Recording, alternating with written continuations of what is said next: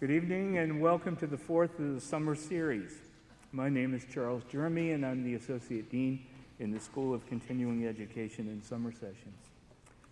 Brian Wansink is the John S. Dyson Professor of Marketing in the Charles H. Dyson School of Applied Economics and Management at Cornell, where he also directs the Cornell Food and Brand Lab, an interdisciplinary group of graduate and undergraduate students from psychology, food science, marketing, economics, human nutrition, education, history, and communication, along with a number of affiliated faculty members. The lab's primary mission is to investigate the psychology behind what we eat and how often we eat in order to help us eat more nutritiously and control the quantities we eat. He is also the co-director of the Cornell Center for Behavioral Economics in Child Nutrition Programs, a center that helps researchers, food science directors, and policymakers design sustainable, research-based lunchrooms that guide children to make better food choices.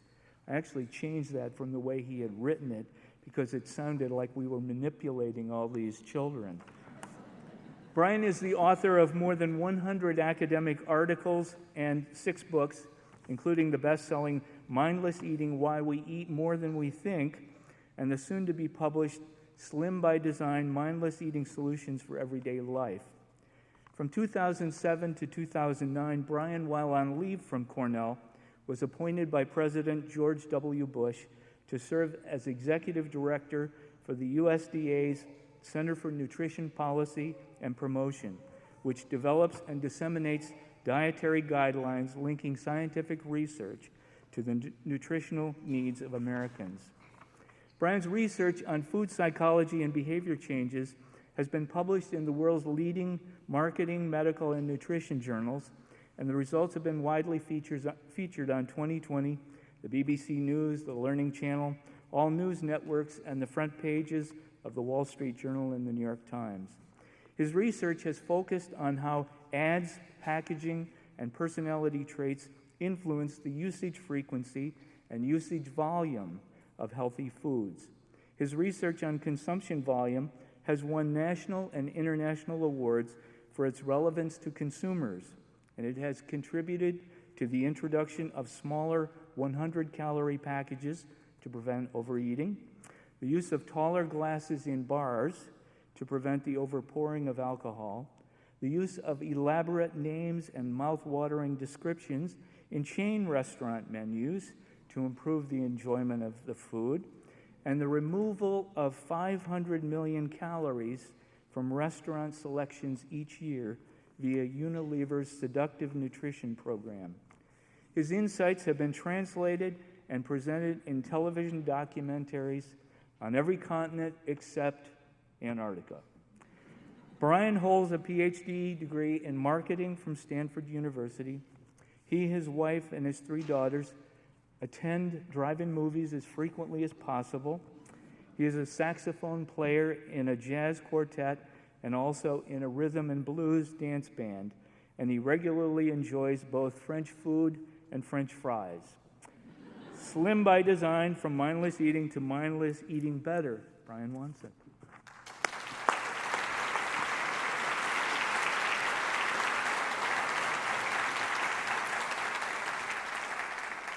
Thank you so much. I really appreciate that. And I appreciate you folks taking your time to come out tonight. Now, I've got 3 objectives tonight. First, being a professor, I want you to learn a really, really lot, okay? Second, being very practical, I want you to find at least 3 little changes you want to make when you get home tonight or tomorrow morning. And third, being a fun-loving guy, I hope you enjoy yourself. Let's take a look here. If we could get the first slide, please, David. Well, who has never, ever, ever seen these charts about how fat we are state by state? You've almost, it's crazy. These things have been around for a long time because what they show, they're color codings of how we're fat state by state. You can see when they go from 1991, 93 to 97, or 2003, they have to start adding new colors because states are getting heavier and heavier and heavier. So I have the incredible blessing of working with some amazing people in my food and brand lab. We wanted to look at what would happen if things continued at this rate to the year 2025. Are you ready for this? You got to look closely.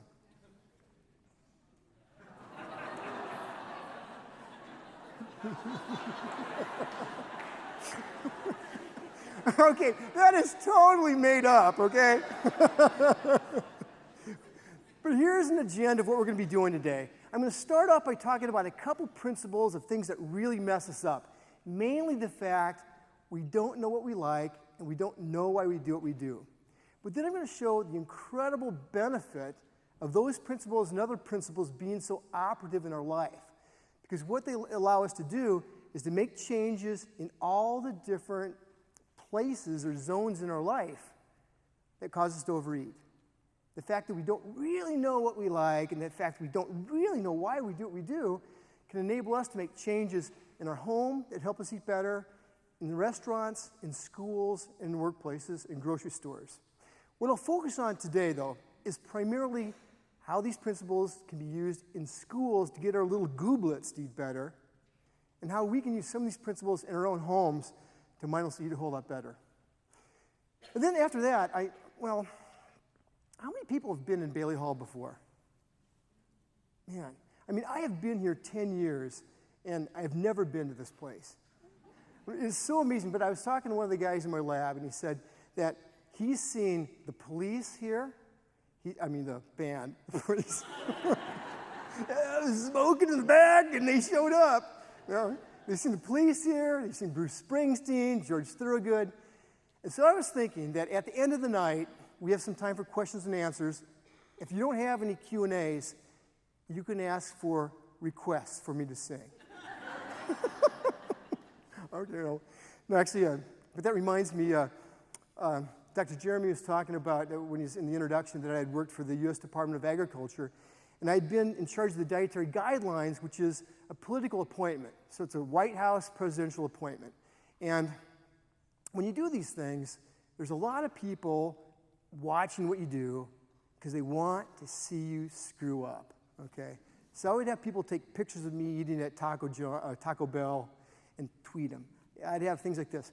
But one night my wife said, what all wives say, why don't we ever do anything fun? So what we did is we went out to karaoke that night. Okay, and so I took two, I think we just had two girls at the time, so we went to karaoke that night. And I think she convinced me to sing some song. I think it was the song Wild Nights by Van Morrison. Anybody know that song? Wild nights are calling. So I'm doing this karaoke thing with my daughters on stage, and the next Monday, I get called into the Secretary of Agriculture's office, because he was my boss. And I walk in, and the senior advisor, who's usually a really nice guy, wasn't smiling that much. And he said, have a seat. And so I sat down. He says, so you have a good weekend? I go, yeah. He goes, sing a little karaoke? I go, yeah. How did you know? He goes, it was on YouTube. And he said, being a political appointee, there's a lot of people out there who want to embarrass you. Try not to make it easy for them. So here's what the lab is. Our mission is to discover and disseminate transforming solutions to eating behavior. And I'm fortunate to work with a bunch of people, and I have some interns that I think are here tonight, summer interns. If the summer interns are here, can you stand up? Any that are here? Stand.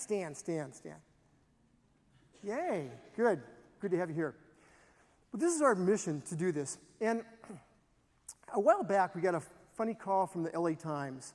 And what the LA Times said was, the woman called me and said, a year ago, the LA Unified School District decided to make it easy for kids to eat healthy in schools. So they got rid of all the chocolate milk, they got rid of cookies, they got rid of cheeseburgers. They basically got rid of everything except for kale and escarole. Okay. And she says, it's been a year, and they've evaluated the findings. And guess what happened? And I said, people stopped eating there. And she goes, how did you know? And I think it goes back to the idea that if we don't know why people do what they do, it's really easy to try to come up with the wrong solutions. So let's take a look at this. A couple of starting points. Do we know what we like? Well, the short answer is no. Do we know why we do what we do? Well, again, the short answer is going to be no. So do we know what we like? A while back, this gentleman, this is a few years ago, he was in charge of a large set of cafeterias. And these cafeterias sold basically very healthy food, like cake that was made with applesauce instead of mayonnaise, or baked things versus fried things. But the problem was nobody went there. And so he said, what do you think we can do to get people to eat this food? Well, what we know is that taste is tremendously subjective. Okay, meaning that if you are having an appetizer with a friend at dinner and they say, wow, this appetizer is really, really amazing, you're going to taste it and you're going to go, yeah, it is. You're going to actually look, it's going to bias you to look for the amazing things about the appetizer. But if that person instead says, wow, this appetizer, I think something's wrong with it. Is it too much salt? What is it? You're going to taste it looking for what's wrong with it. We're tremendously suggestible. And knowing that, we said, well, why don't we try this? We'll take 6 items, and we'll put them on the menu with just their normal name, like seafood fillet. But then we'll take them off for a couple weeks, and then put them back on with a descriptive, enticing name like succulent Italian seafood fillet. Now still, this is just a dried out fish stick. Okay. It's basically the same dried out fish stick that was on 2 weeks ago, but now all of a sudden, people think it tastes better, they rate it as better, they rate the cafeteria as more trendy and up to date, and they even rate the chef as having had more culinary training. Okay. Now, this is a guy who'd been fired from Arby's 2 months ago. So, and the thing was, it didn't matter how silly or extreme these names got. If people saw a descriptive name, it increased how much they bought it increased the likelihood of buying something by about 28%. I mean, we even named this bad sheet cake. It went from chocolate cake to Belgian Black Forest double chocolate cake. Now, it doesn't matter that the Black Forest isn't in Belgium. Why should that be a deal? People are going, I love it! It reminds me of Antwerp. Like, what, an Antwerp train station? I don't know. But we found that this almost has no limits. So we have a research restaurant. It's called the Spice Box. And what it is, it's a prefix restaurant. It's open only Thursday night. And what we did one week is we ordered all these boxes of Charles Shaw wine. It's bottles of wine. They're about $2 a piece. They used to call them, $2 Chuck, right? We took this wine, we soaked off all the labels, we put on new labels that said it was either a Cabernet from California, a place known for wine, or it was a Cabernet from North Dakota, a place not known for wine. And so what happened was when people came to the dinner, it's about a $25 prefix dinner, they sat down, and the waiter or waitress came up to them and said, hey, thanks for keeping your reservation this snowy night. As a thank you note, we've got a complimentary glass of wine. It's a Cabernet from California. Poured everybody a glass and put that bottle right in the middle of the table. Okay. Now, for the other half of the people dining there, they did something a little bit different. They instead said, thank you for keeping your reservation tonight. We've got a complimentary bottle of a new Cabernet that's new from North Dakota. Poured the glass, set it right in the middle of the table with that North Dakota label just staring at you. Now, you guys drinking the California wine, even though these are the exact same wines, you thought, the wine was better, you thought the meal was better, you stayed longer and ate a little bit more, and when you were asked if you wanted to make reservations to come back, a bunch of you did. The people who instead thought they drank North Dakota wine didn't have such a magical evening. Okay? You pretty much left as soon as you could. You didn't like the wine, you didn't like the meal, and when we asked you if you wanted to make reservations to come back, most of you said no, and one guy even said, "Oh no, I'm really busy for the rest of my life." We are tremendously subjectively influenced by the things around us when it comes to our taste. Now, at the extremes, that doesn't matter. I mean, an incredible gooey hot fudge sundae we're all going to love regardless of what's going on around us. And you know, something really terrible over here, like a 1,000-year-old egg or something like that, most of us are going to hate over there. Okay? But the stuff in the middle, that's where we're very suggestible. Now, I know you'd say, I can see where this would work for people who've been like drinking all night, but I can't see where it influenced me. Well, let's take a look at this. Rainforest smoothie. It's unbelievable how suggestible our taste is. I'm Brian Wansink. To demonstrate that, Wansink tricked some of our own staff, 7 of 2020's college interns. First, he added some chocolate sauce to vanilla yogurt. Then he told the students, We're going to be doing a little strawberry yogurt taste test. Okay. on the table he had some strawberry yogurt containers. So if you could put your blindfolds on, what The else? students put on blindfolds, tasted the yogurt, and then Wansink asked them to compare the strawberry tastes. I think they both tasted really strong with strawberry. All the students were certain they were eating strawberry yogurt. This one had a much stronger strawberry taste to it. It just tasted more like strawberry. With this woman, Wansink tried something different. We're going to be tasting a couple of different kinds of yogurts today. Okay. He didn't tell her what flavor it was, so when he asked her to rate the strawberry taste, Honestly, I didn't notice it's strawberry. Okay, good. and yet by the time I interviewed the group, she too had accepted the idea that she'd eaten strawberry. When you follow up with the question which one is more strawberry, I was like, I had to choose one. They all believed it was strawberry.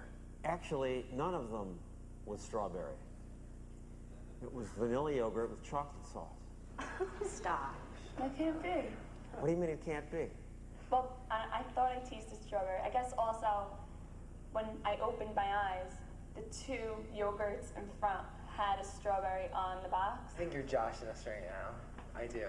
Because I feel like there was definitely a taste of strawberry. No, it was vanilla yogurt with chocolate sauce. But you thought it was strawberry. Why? It tasted like strawberry. I swear it did. The moral to these stories, says Wansink, is that we are much less taste sensitive than we think we are. We don't want to really believe that we are duped or fooled by something as simple as the... but there's good news there. There's good news not just for school lunch programs, but there's also good news there for us as cooks. So if what ends up biasing whether somebody, for instance, likes our dinner party food is the cues around us, then we don't really have to be as good of a cook as we think we need to be. Just make sure you have the nice lighting, the nice plates, not the paper plates, some nice music, and that you name the food. So it was interesting, this is a while back, there was a guy from a magazine called The New Scientist, and his name is Graham, and he came out and he was doing this big Christmas article, which was titled something like, How to Make Your In-Laws Think You're a Better Cook Than You Are, okay? And he filmed a bunch of this sort of stuff and wrote about it, and at the end of his 2 or 3 days here, he said, he goes, I think I really knew all this all along. Okay, which is, as an academic, you hate that when somebody says, your research is obvious. He says, I think I knew this all along. He says, because, I'm a pretty good cook. But he said, nobody ever compliments me on my cooking. I have dinner parties all the time, and nobody says a thing. And he said, but a while back, I did something different. Instead of doing what I usually do, which is, prepare all the food ahead of time, and then have some wine in the living room, and at the last minute, say, okay, let's eat. He changed his plan. He still cooked all the food ahead of time, but about 15 minutes before, he took everybody to the dining room to eat, he would excuse himself, take his wine into the kitchen, kind of lean up against the counter, take a spoon, beat on some pans. And about 15 minutes later, he'd say, okay, dinner's ready. And that was the same dinner he was making before, but people said, he's in the kitchen. He sounds really busy. I think this is going to be good. What do you think? He said after that, people complimented him all the time. Okay. The second thing I want to look at is, do we know why we do what we do? And the short answer is no. Okay. Now, if you look at something like Chinese buffets, if you think back to the last buffet lunch you went to, or if you think the last time you were at a buffet, there's a lot of people who say you cannot go to buffets and eat without overeating. Okay? And in fact, there's even, I know there's some recent legislation in the city to try to zone buffets out of the city. You know, they have to be in the outskirts of town, like with a casino and other places. But if you look at it, the last time you've been to a buffet, at least a third of the people there were incredibly skinny. Some might be heavy, but a bunch of them are skinny. And so what is it that skinny people do differently at Chinese buffets that the rest of the world doesn't? I mean, because if we knew this, it might have some sort of secret solution that everybody else could use. Well, here's what you can't do. You can't ask a skinny person what they do to a buffet that's different than a heavier person, because they'll go, I don't know. Or they'll say, maybe I eat less, but I don't know. But here's what you can do, is you can watch what they do and see how it's different. So here's what we did. We took 12 coders in our lab a few years ago, or a couple years ago. We watched 370 diners at Chinese restaurants across the country. And we coded 70 different things. We coded when they came in and when they went out, how many times they went for seconds and thirds and fourths, how many chews they made per mouthful of food, where they sat. And it's amazing. Then we use these secret agent tools, like we had this weight mat where when they walked in the buffet, you step on it and bing, it flashes your weight. I mean, not to them, but to us, okay? That would be a deterrent, wouldn't it?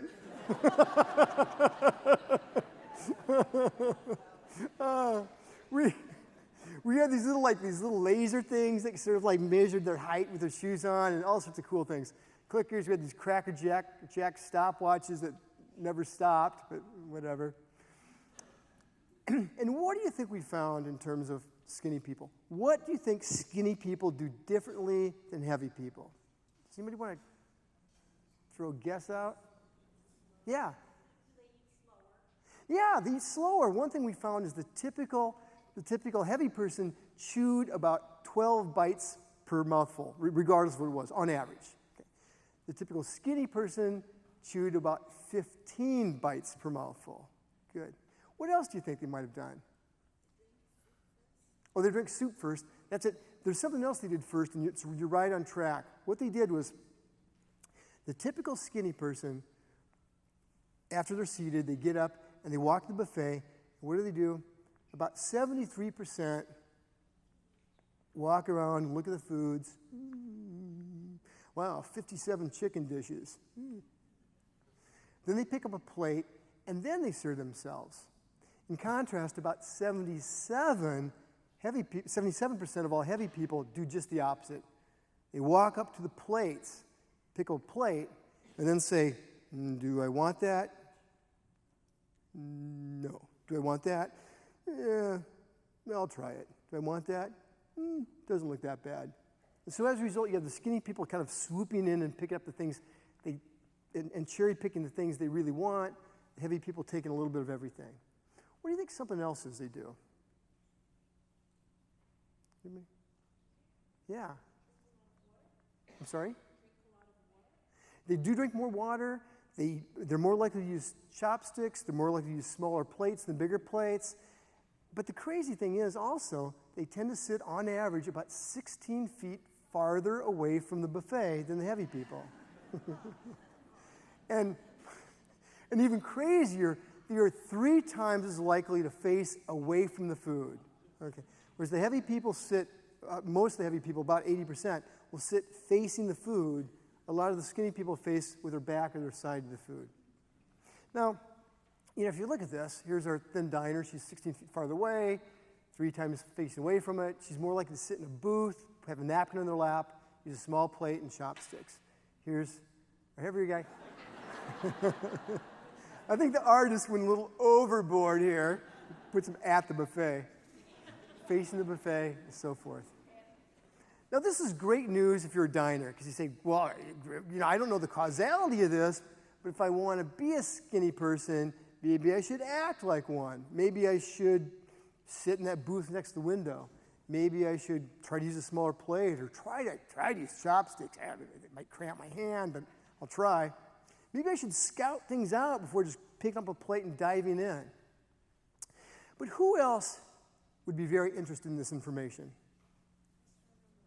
Yeah, exactly, the buffet owners, yeah. One of the things we found is when this study first came out, this guy called and he said, my dad owns some Chinese restaurants in central Pennsylvania. We were wondering, do you think we can use some of these techniques and tricks to get people to eat less food? Now, they don't care if you're healthy or not. They care about wasting less food. They care about making more food and still charging you $7 for the buffet. And we said, yeah, this sounds like a great win-win strategy. You get people to eat less, they eat less, you make more. So we helped them with some things, and it's kind of interesting. We came up with 5 changes. One was the hostess, as soon as you came in, would take people and first seat them as far away from the buffet as possible. Not even give them a choice. Seat them as far away, and then with those tables filled up, they'd get closer. Second, they gave them chopsticks, and they gave them smaller plates, about 9-inch plates. And the 4th and 5th thing they did was set the plates in back of the buffet so that the people had to walk up and trudge around the food to pick up their plate and at least see half of the food in the buffet. And then the last thing they did was they put up like those Chinese folding screens and some plants to kind of block the food so that you couldn't sit there and kind of go.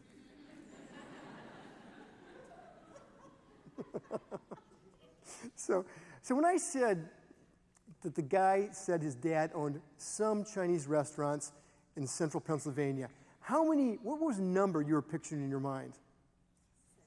Yeah, 6. I was thinking like 4 or something like that. So the guy comes and visits about 4 months later, and he drove up and visited the lab, and he said, oh my God, things are going great, And he says, but man, he says, it's really, really difficult to make those changes. And I'm like, these are like 5 changes where you have 4 places. You could have made these over the weekend. I didn't say that to him, but I just said, oh, why was it difficult? And he goes, oh, my dad has 63 buffets. I thought, whoa, that's a lot of ka-chings. Well, but the thing is, people aren't even aware of this when it happens. So, there might be a lot we can do here in school cafeterias to guide kids to taking the apples instead of the cookies and thinking the apple tastes a lot better than they might otherwise do. So let's look at schools for a second. We started this smarter lunchroom movement a while back, and this is really cool. It's in over 20,000 schools now, and we're really happy about it. But it started with a call from the New York State Department of Health. They called and they said, how much do we need to subsidize fruit in cafeterias for kids to eat 5% more apples, pears, bananas, whatever, okay? Well, here's the typical school lunchroom. That fruit is in a nasty chafer pan underneath the sneeze shield in the back part of the cafeteria. Okay? You can make it free and kids aren't going to take anymore. So here's what we said. We said, 2 suggestions. Put it in a nice bowl and put it in a well-lit place on the line. 5 schools did that, and sales didn't go up 5%. They went up 103%. And it stayed there for 3 months. 2 schools said, no, it's never going to work. Their sales went up 0. And 1 school said, I think we did it wrong. It's like, how do you do that wrong? They said, well, what happened was we put it in a nice bowl, and then we got like a desk lamp out of the closet, put it next to the fruit, turned it on. And I said, and how did that work for you? And she goes, sales went up 187%. So now we say, put it in a nice bowl next to a desk lamp. So, example 2, and this is a call from the USDA, and they said, look, nobody buys salad, but 2/3 of all high schools have salad bars. What do we get to get people to buy more salad? Now, before people were here, I met a woman, Elaine, who's from Cortland and teaches in Cortland. This happened in Cortland, so we went down and we worked with some of the schools down in Cortland, and one of the things we looked at is how do you increase salad bar sales? Well, this is Cortland Free Academy. I'm not Cortland, I'm Corning. Sorry about that, Corning. This is Corning Free Academy, and here's what you have. You come in the upper right-hand door. The a la carte items are in back. The hot lunch line's over there. There's 2 cash registers, and there's this salad bar that looks like a mulch table. Right? It's like composting. Every day it's getting worse, until the end of the school year, which they clean it out. So here's what happens when kids in a typical day of class. Kid gets up, gets his pizza, walks out, goes to the cash register. Now, changing the price of salad is probably not going to do anything. People are still going to ignore it. So what we recommended was taking that salad bar, moving it 10 feet, turning it sideways, right in front of the cash registers. Okay? So what happens when the kid gets his pizza for the 115th time that school year, he's walking up, his hat on, bam, he hits that salad bar. Whoa, whoa. He commits one direction or the other to go around it, gets his lunch. But after about 2 weeks, after 2 weeks of bumping into it, he starts kind of going, there's something that looks pretty good. What we found is within 2 weeks, daily salad sales increased 200 to 300% by doing nothing, simply moving the salad bar. There's no price change, there's no subsidy or anything like that. Well, this led us to the question that, maybe if these 2 things have such a huge influence on what kids get, maybe there's a bunch of other changes that we could string together that schools could make to get kids to nudge kids to pick up the apple instead of the cookie, all the while keeping the kind of enticing foods there so they eat there in the first place, and not just leave kale and tofu, because we know what that happens when that happens. Okay, so what can be done to increase the good stuff, decrease the bad stuff, increase overall participation? So let's redesign the school lunchroom for less than $50. So one of the ways we went about doing that is we know that the very first thing people see in line, they're 11% more likely to take than the third thing. Well, so have the healthiest stuff first. We know that when people see a sign that has a descriptive word, like power peas, that they're about 28% more likely to take the power peas than if they just say peas. We know all these different things. And so we were able to come up with more and more and more suggestions that would work in research that we can take to school cafeterias. But the crazy thing about this, that these suggestions are pretty basic, and they're so robust that it doesn't matter. It doesn't matter how poorly they're implemented, they still continue to work, just like the desk lamp. Here's an example. We have hearty vegetable soup, clam chowder, hamburger, large hot dog, grilled chicken roll. It doesn't matter how bad these things are, they still tend to work. Let me give you an example. Here's something that MTV filmed here at Boynton Junior High. The masterminds behind the cafeteria redesign are Cornell University professors David Just and Brian Wansink. I wanted to know how they're going to basically trick teens into eating right. So what are we doing here? The first thing we're going to do is we're going to take a bunch of the milk, put it in front, so if a person's thirsty, at least they have the option of picking something up, and at least they have to reach over the white milk if they want to pick up a flavored sugared beverage. Step 2. They took the pizza, which was the first thing in the lunch line, and moved it towards the back. And the veggies and the healthy bean burrito moved right to the front. Step 3, they renamed the healthy food. We find that changing something as small as calling these mixed vegetables California blend or the Big Bed bean burritos increased sales by about 27%. Step 4, they moved the fruit from a plastic tub into a pretty fruit bowl. And finally, they took the cookies and put them just out of reach. They're going to have to ask one of the food service workers to help pick it up. We think that's just enough of a barrier to keep some percentage of kids from saying, whatever, I'll have an orange. The professors rolled up their sleeves, made their changes, and now it's lunchtime. Oh, there she's getting her tray. She grabbed a sandwich, She's getting an Arizona iced tea, I think. an orange juice, And she got the cookie. So, Samantha, this time you didn't get the cookie and you got a piece of fruit instead. Why'd you get the fruit this time? Why do you think? I don't know. This is an unbelievable success. Fruit increased by 102% simply by putting it in a nice bowl. The sweet drinks were also harder to get to, and Jane, Marcy, Richie, and Levante fell right into our trap. Last time they grabbed Gatorade, Snapple, and Arizona iced tea, but this time... Well, the water was just in front, so I just grabbed it. Sales of sugary drinks plunged by 17%, while purchases of easy-to-reach milk soared 46%. Whatever was easiest to reach, that was good enough for them, and that was enough to get them to change. Another hit, the Big Bad Bean Burrito, sold out for the first time ever.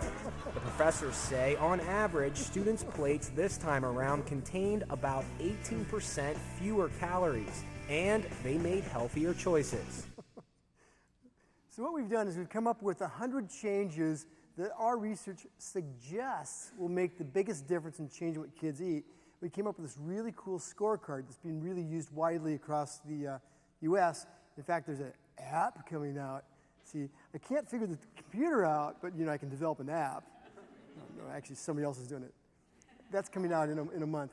But our goal is, we call it 70-70 by 2020. We want 70% of all the schools in the United States to get a score of 70 or higher on the scorecard by the year 2020. Okay? And it's aspirational. It shows progress. School food service directors love to do it. But the thing looks pretty much like this. It'll take different areas like focusing on fruit, vegetables, milk, and it'll say, okay, if you have white milk in the front of your cabinet, of your milk cooler, you get a point. If you have white milk in more than one location, you get another point. If at least half of your milk is white, you get a third point. So it's very easy to see what to do to go from a 30 to a 45, or from a 50 to a 65.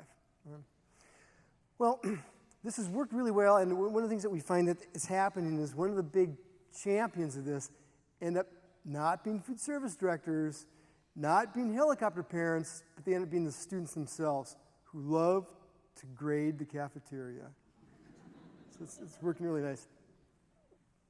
Well, now what I'm going to talk about a little bit is I'm going to scratch the surface on things that can be done in homes. Now, a while back, we've been doing a lot. When mindless seating came out, it had about 163 different things we'd found in research that worked to get people to eat a little bit better. We wondered which of these kind of might work best with the general population. I mean, some work better with this type of person, some work better with that type of person.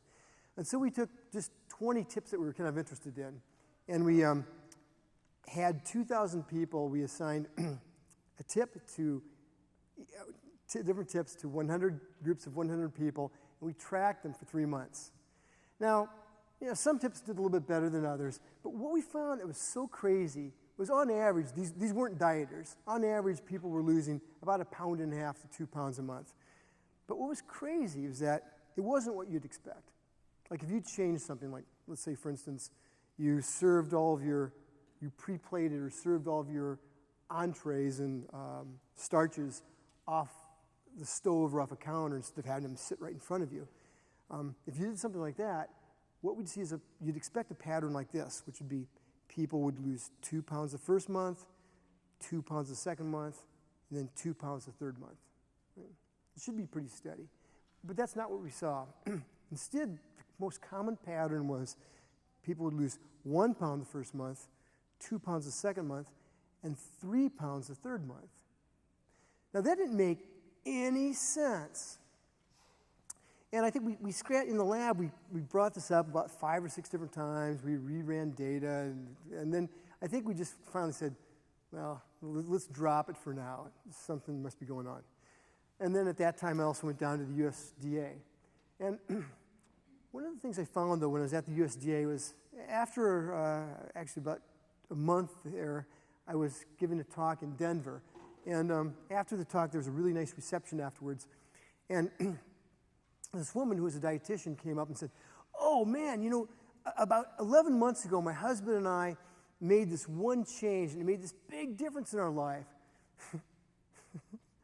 She said, we never sit down to eat a lunch or dinner unless there's both a fruit and vegetable on the table. Now, we don't have to eat it, it just has to be on the table. I mean, it can be a banana from September, because that counts. And you can think of a bunch of reasons why this would help somebody eat better. But she said, you know, my husband lost 45 pounds and I lost 32 pounds in less than a year. And I go, wow, that's really great. I said, why did your husband lose so much more, do you think? And she goes, oh, well, you know, after a couple weeks, or pardon me, after a couple months, he was so encouraged by the progress he was making, by not really trying very hard, that he started adding other things. And I said, well, like what? And she goes, well, instead of drinking beer, he started drinking red wine. And I'm like, well, why would that make a difference? She goes, oh, he doesn't like red wine. So, yeah. And I was in, at that time, the USDA Secretary of Agriculture was from the former governor from North Dakota, and he said, I'd like you to go to North Dakota and give a bunch of these series of talks. And so I was doing that. I was in Grand Forks, not far from where my grandmother was born, and I was giving a talk. It was a little late at night, and it kind of finished up, and I was talking with my host. But the whole time during the talk, there was this guy, I mean, he told me I could use this picture, who was up in the balcony with his coat closed like this the whole time staring at me. And at the end of the talk, I'm kind of getting things put together. He comes down out of the balcony, and he walks up with his coat still closed and goes, I've been waiting all night to show you something. I thought, oh, let it be a gun. Oh. And he opens his coat and he goes, look at the sweater I'm wearing. He goes, 7 months ago, it was skin tight. And he said he lost 34 pounds in 7 months. And the only change he made was he ate cottage cheese after work every night. And I said, well, how did that help? And he goes, well, he says, I used to get home from work and we'd eat at 6 o'clock, then we'd watch TV, and about 9 or 10, we'd get hungry, so we'd have ice cream. Now, I eat cottage cheese when I get home. We don't eat until 7:30. At 9 or 10, I'm not hungry at all. And I said, oh, that's really cool, but I said, see, it's hard to believe you could lose 5 pounds a month just not by eating ice cream. And he goes, yeah, well, you know, what happened was after a couple of months or so, we just dropped desserts altogether. We only eat them on weekends. And so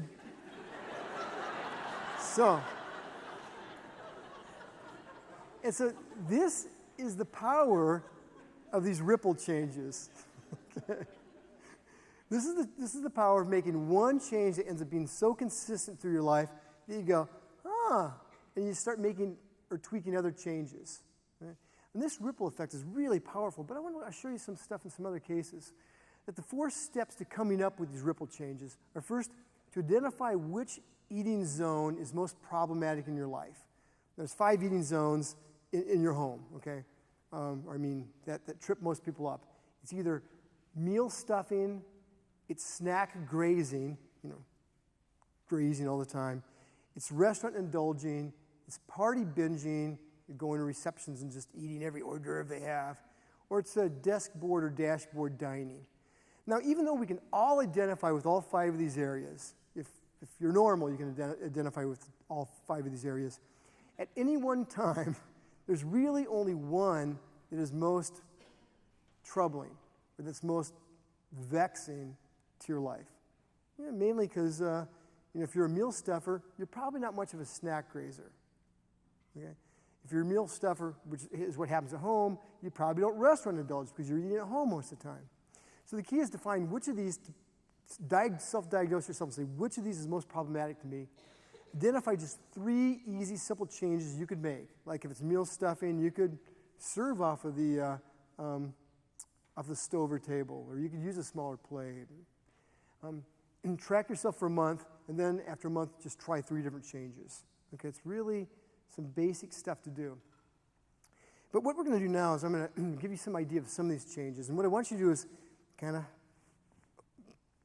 move your fingers a little bit, because I'm going to ask you to go through and look at your house. Now, I want you to count on your finger, because I'm going to tell you whether your house is making you fat by design or slim by design. If it's moving you in the right way, the wrong way, or it's not having any effect at all. So I'm going to read through these and just count on your fingers, and you'll come up with somewhere between 0 and 10 fingers when I get there.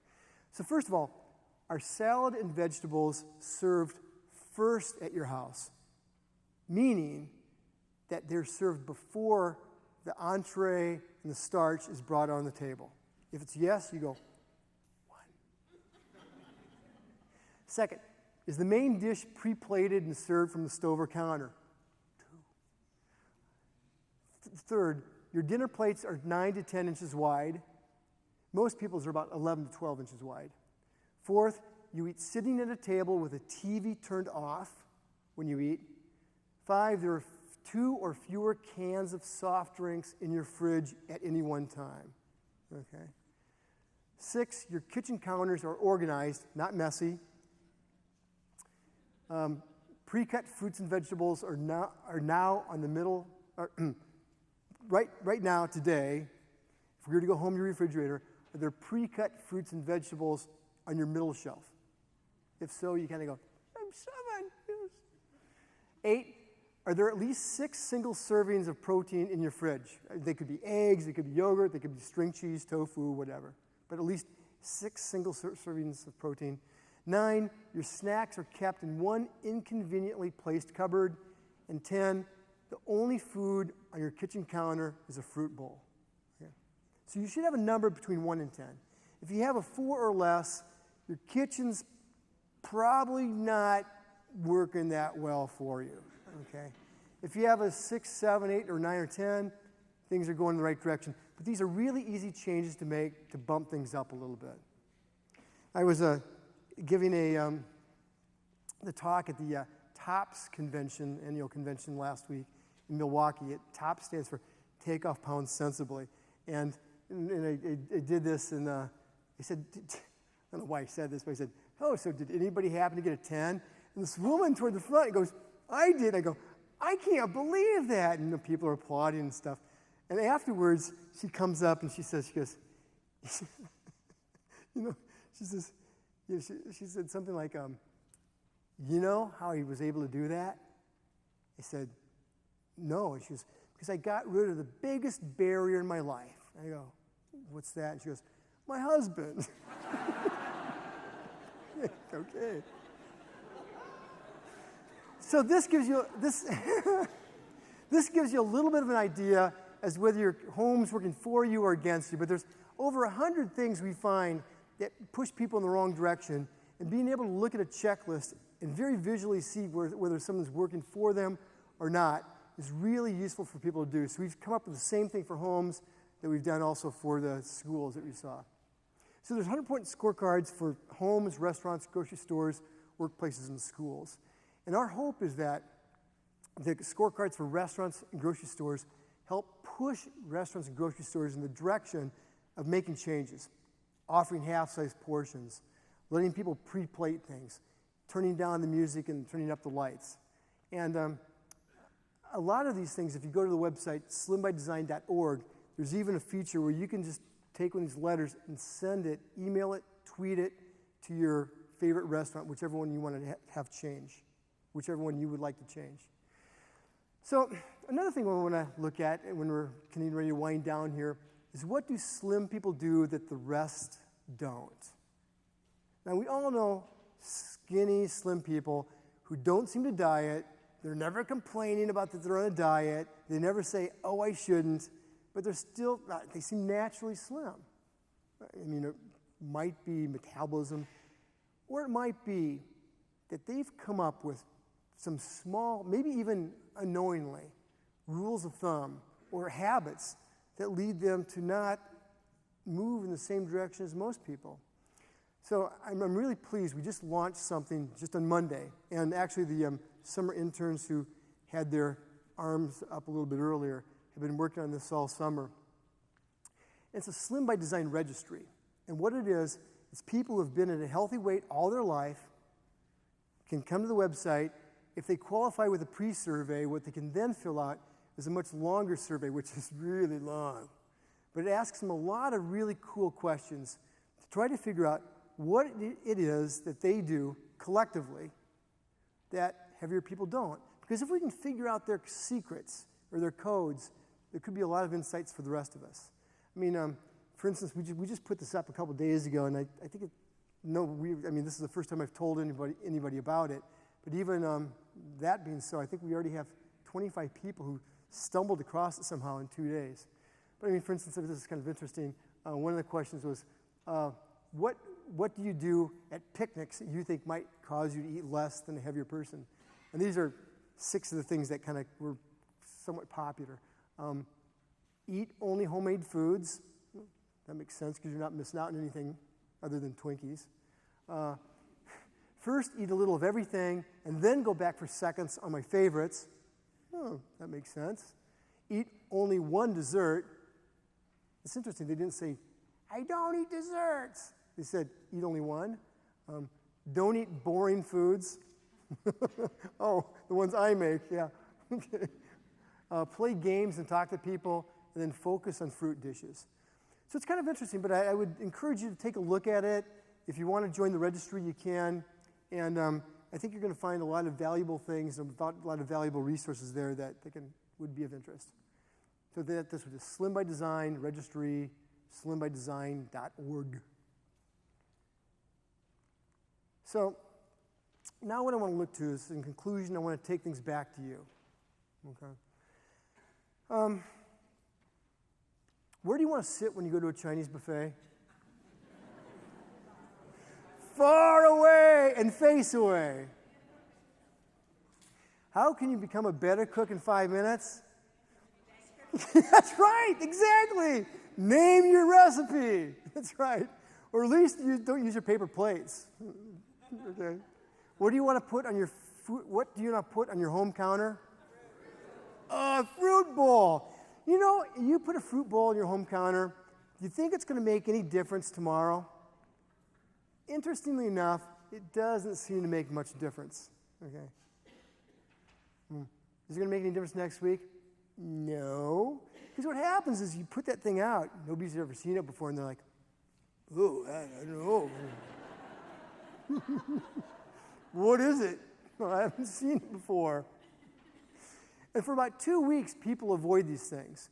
But then somehow, magically, after about 2 weeks, the stuff just disappears. It's really, really amazing. But the key to that is that it has to be within about 2 feet of where you and your family naturally walk every day.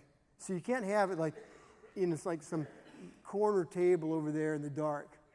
It's got to be next to your keys or wherever you walk very well. Okay. Well, that's the main stuff I wanted to tell you, but I also want to tell you, too, that we did a really cool study. It's going to be coming out in a short period of time. It's called the Syracuse study because, oh yeah, we did it in Syracuse. And what we did, we visited 250 households, and we went in and we took pictures of their cupboards, we measured their kitchen, we measured tables, we took pictures of every single thing sitting on their counter. Then we tried to leave before they came home. No, we actually had their permission. But one of the things we found is that if a fruit bowl is on your counter, you will, on average, weigh 8 pounds less than your neighbor next door who doesn't. If you have cookies or crackers or potato chips on your counter, you'll weigh on average 8 pounds more than your neighbor. Okay. If you have cereal, a box of cereal on your counter, or if you did on that one day that I came by, you'll weigh on average 19 pounds more than the neighbor next door. And if you have any sort of pop, and I'm a huge Diet Coke drinker, but if you have diet or regular pop on your corner, or soda pop or whatever on the counter, you're going to weigh on average nearly 25 pounds more than the person who doesn't. It's just amazing. You can say, well, yeah, but that's just correlation. That's not causation. And you're exactly right. But we have a saying in my lab that if you want to be skinny, you do what skinny people do. Okay. Thank you very much.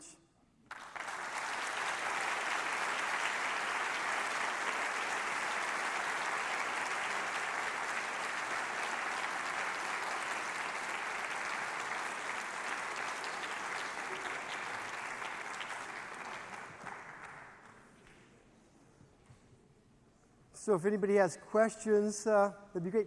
You know, one thing that I'll bring up that's kind of interesting, we did a study a while back where we tracked people who weighed themselves every single day for 2 or more years. Some of these were Americans and some of these were Finnish people from Finland. And one of the things we found is that basically every person in the world has a weight rhythm that follows them through the week. Okay. Guess what day you weigh the least? Yeah, Friday morning is the day you weigh the least. Almost everybody weighs the least on Friday morning. Guess when you weigh the most? Yeah, it's Sunday night or Monday morning. Yeah. Everybody follows this rhythm. And the neat thing is what differentiated in the study people who gained weight over the course of 2 years versus people who lost weight over the 2 years had very little to do with the weekend, because everybody overeats during the weekend. What it had to do with was how much they lost from Monday to Friday. The steeper that curve was in terms of how much they lost from Monday to Friday, the better it predicted how much people would weigh 2 years later. It goes down steeply, you're going to lose weight. It goes down a little bit, you're probably going to gain weight. Very cool news you can use. I think the other thing, that implication of that, if you're only going to weigh yourself once a week, make it Wednesday morning, okay? Because you weigh yourself Sunday night, you're going to go, oh my God, it's hopeless. And you're probably going to go off your diet. You weigh yourself Friday morning, and you go, yes, time to celebrate. So do we have any questions about food, about eating behavior, about people, about weirdo studies we've done? Does the DNA you have make a difference? Oh, that's interesting, but you know. Because I eat like a pig. Here I am. And I have a daughter that eats like a pig, and she's just the same.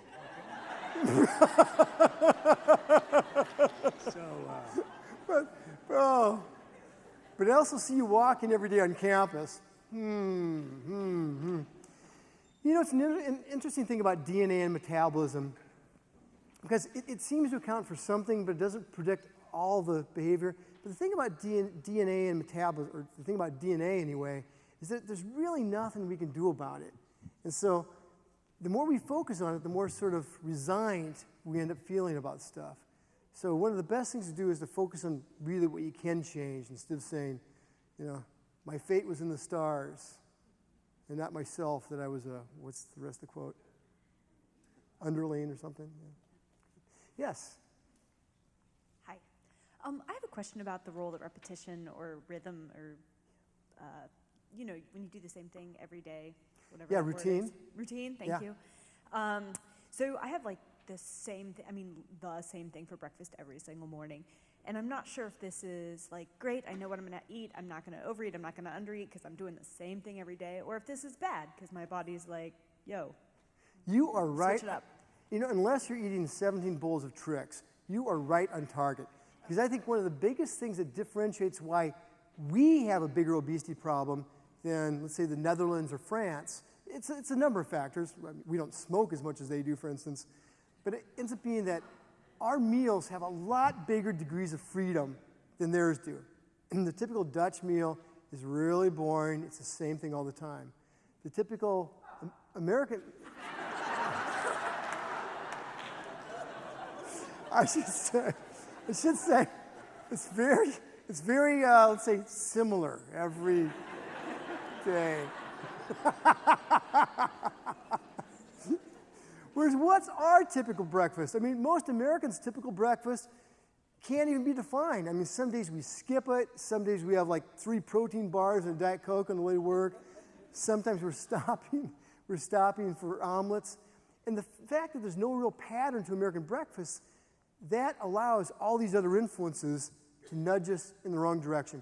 Now, you know, how many people know somebody who eats oatmeal every single day? Now, one of the things that I found, I've probably known 30 people that eat oatmeal every single day, and 28 of the 30 of them are as slim as Bud is. Because what happens? They've essentially taken one meal out of their equation that they don't need to worry about. Yeah. Great question.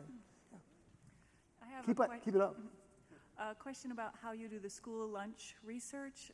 At my son's school, the children are required to have a vegetable on their plate, and I see all those vegetables going in the trash can. So how many vegetables are really getting eaten? Yeah, it's a great question. And one of the things we've done with that is a little bit more are being eaten, a lot more being thrown away. But we find that using the techniques we talked about here, if you can make a kid want to take a vegetable, they're more likely to eat it and less likely to throw it away. I'll tell you a cool study that we did here. About 2 years ago on campus, we had a junior high group that was visiting, I don't know, some whatever camp or whatever, econometrics camp or something, I'm not sure. And what we did one day was we gave them little bags of carrots with their meal. And then we looked at how many people ate them. And about 40% of the kids ate the carrots, 60% just threw them away. Yeah. What we did the next day was we gave them a choice between little bags of carrots and little bags of celery. No kid in his right mind wants plain celery, okay? In fact, we only had to buy about 3 of these bags of celery because no kid took them. What happened when we did that is instead of 40% of the kids eating the carrots, it went up to about 75% ate it because they thought they had a choice. They're like, well, I took it. If I don't eat it, it means I was an idiot for taking it. So we've been trying things with schools of like using descriptive names on vegetables and just doing something like that, you know, ends up decreasing the amount of food people throw away. But that's what we're trying to do, is try to make kids feel like it's going to taste good and that they had a choice. That's a great question. Thank you. So I love dessert. Oh. But I'm like pretty low weight for a boy of my age. And so I want to know why that is. See, you don't, what? I want to know why that is. Well, because you are a very lucky young man. And I think you're incredibly blessed, and I hope that follows you for the whole time. And there's going to be a time when you're in high school when you might be skinny, you might say, maybe why don't I have girlfriends? Is it because I'm too skinny? And the thing is, that won't be a problem much after high school. You're going to be I'm very, very impressed by you. You're a very bold young man to come up and ask a question. Thank you very much.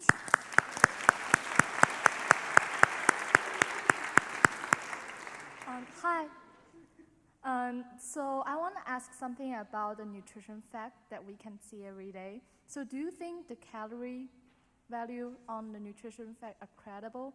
Because sometimes, something which tastes with high calorie, they seems like, have a low calorie value on nutrition facts. So, because I think that it is important to keep, counting calorie every day if you want to go through a diet. So I'm not sure whether it's...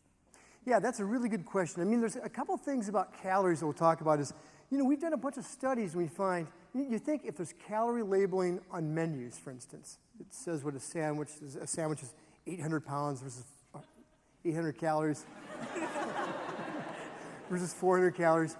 You think that would lead somebody to tend toward the 400 calorie sandwich. Well, it would for us, because for us, calories probably means we get fat.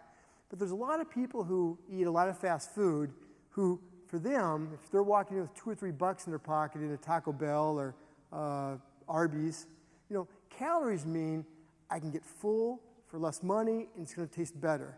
So in that case, calorie information is used, but it's used in a way other than we'd expect it.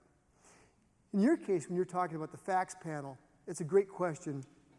And one of the things that the FDA was proposing is the calories you're talking about are the calories per serving. And the FDA wants to think about posting the entire amount of calories in the box or in the package on the front.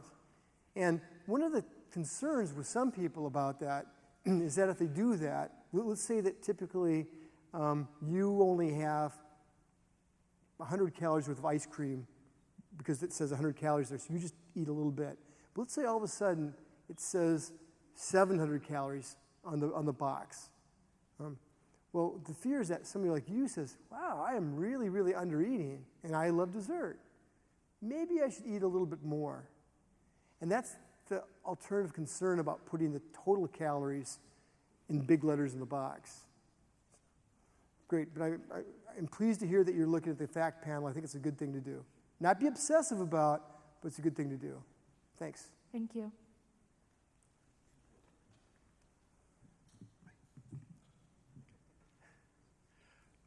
Talk to us a little bit about the things that people do while eating and how they correlate to weight gain and loss. That is a really great question. We did a study on dinner rituals a while back, and what we did is we took all these adults and their kids, we asked them all these questions, and then we correlated with what their BMI is, how heavy they are. We found out that there's 5 big things that correlate with eating that lead to higher BMI. First is eating with the TV on. It makes both parents and kids fatter. The second is not eating at a table, which I don't know where you'd eat. I guess the floor, the ground, I don't know, couch, something like that. But a third thing that ends up being very interesting was that families that stayed together, stayed seated until everyone was through eating, all had lower BMIs than people who didn't. But then the last thing was troubling. And, a lot of us believe that it's good to cook with kids, teach them how to do things, you bond and stuff like this. The last thing was sort of disheartening in that families that cooked with kids ended up having daughters that were heavier than families that didn't. Yeah, it didn't affect boys because maybe there weren't any in the sample. But it just affected daughters. And what's crazy, and we followed up a little bit on this, and we asked people, hey, do you cook with your daughter? And they go, oh, yeah. We'd say, what do you cook? And the majority of people bake with their kids. They're not cutting up carrots, they're not helping them make the beef Wellington. They're really not cookie dough. So I think it's not whether you cook, but it's what you're cooking. But great question, I like that. Do talkers weigh more or less? I'm sorry? Do talkers, people who talk a lot at the meal? I'm not asking out of self-interest. I'm going to write that down. That's the next research project. I don't know. We need to figure that out. We didn't see that at the Chinese buffet. We coded how with a percent of time the person talked relative to the other people around them, and we didn't, I think, find anything with that. But I could take another look. That's a great question. One thing that we do know is that outgoing people end up being much more influenced by these cues than introverts. And this works really terribly with kids. And that we found if we gave little kids big bowls to serve out of, to eat out of, that extroverted kids ended up eating 44% more than introverted kids. I think it's partly because they don't pay any attention to anything. Woo, woo. Shiny ball! Woo! I'm responsible for dining services at SUNY Cortland, and this past school year, this past academic year, we made a change for a financial reason, is that we were trying to limit waste. And so for 16 weeks, we measured all of the food that the students were throwing away. And then we changed in our buffet dining hall that we plated everything. They could ask us whether they wanted vegetables or fries or whatever, so they could tell us what they wanted on the plate, but we only gave them one portion. They could come back as many times as they wanted, and we threw away 16,000 pounds of food less in the 16 weeks that we plated the food and made them come back for their seconds and thirds. And I'm curious as to what factor you think that played. Was it the inconvenience? Was it that it wasn't just sitting there in front of them and they kept eating, or what you think the reason for that was? Well, that's wonderful. I'm really pleased to hear that. I think largely what happens in this case is that it creates an interruption. We call it a pause point. Just like a 100-calorie pack causes you to say, really, do I want a fifth bag? And you say no. I think it does the same thing. They say, do I really want to kind of get up and leave my friends? We found that one reason with chocolate milk, people that want to limit chocolate milk but still have it, we have some strategies that they can kind of have in lunchrooms to make the chocolate milk really inconvenient. Because we find that kids like chocolate milk, but they like hanging out with their friends even more. And if they have to wait more than 20 seconds to get chocolate milk, either because there's a bottleneck or something like that, they just kind of go, whatever, I'll get the white stuff. And so I think that's one thing that's going on, is people would rather hang out with their friends than wait in line. And I'm also really pleased that you didn't say that you got rid of your lunch trays. Maybe you did, but you at least didn't say that. Because we've done studies, we did a big study at Google, and we did it here, and another number of other places. And you think that if you got rid of lunch trays, people would eat less, right? Because they wouldn't be able to pile so much food on the tray. Well, what we instead find is they eat worse. So let's say that you usually get a salad, an entree, and a dessert, but you only have 2 hands.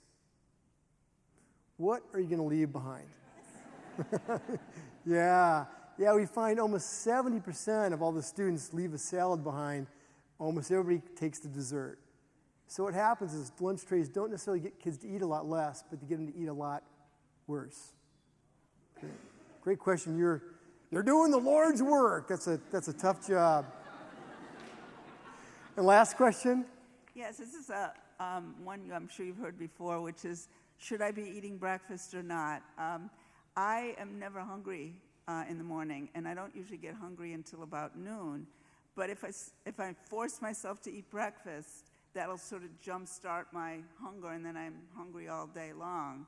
And so it seems counterintuitive for me to force myself to eat breakfast, but that's what all the nutritionists are saying. They're saying that we should not skip breakfast. So what do you have to say about that?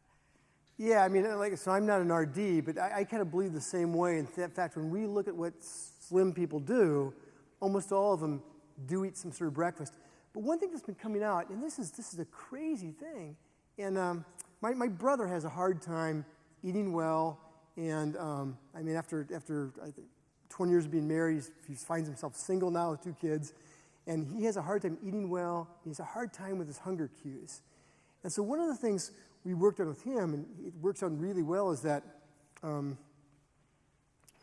he buys this vegetable, you know, like what V8 is. He buys some vegetable juice, he mixes in a little thing of protein, and what it does is he drinks that in the morning, even though he doesn't want breakfast, and he's not even tempted up until lunchtime, and I think it gives him some vegetables that he doesn't have the rest of the day. So having something, even if it's a liquid thing, I think is probably pretty good. Okay, thank you. Good. Thank you very much. Well, we got one more question because you were kind enough to hand things out, and it's Sam, isn't it? Yeah, sorry. Thank you for your lecture. It was really interesting. I'm just curious as to whether you've come in your research to find out whether or not certain social identities had an impact on whether someone was overweight or not, like gender, race, sexual orientation. Yeah, you know, there's a lot of socioeconomic factors that are correlated with weight gain, and they're kind of many of the ones that are kind of the obvious ones you think. But kind of an interesting way this takes people is that a lot of people, and I'll just give you kind of one of the more interesting things related to socioeconomic variables or sociodemographic variables. A lot of people think that the bigger the kitchen is, the bigger the people are, right? I mean, that makes perfect sense, right? Because you have 36 bags of chips that you bought from Costco and the 5-pound barrel of pretzels that you have from Sam's Club because you can store it there. So naturally, you just gain a lot of weight. But one thing we found in our Syracuse study was that the size of your kitchen has no correlation with the size of your waistline. But it's because of this. The people who can afford big, huge kitchens can also afford trainers and dietitians and fancy riding bikes. And so it's not the size of the kitchen, it ends up being the size of their income that enables that kitchen not have their impact on them. That's a great question, Sam. Thanks. Thank you again very much for taking your time. Have a great summer.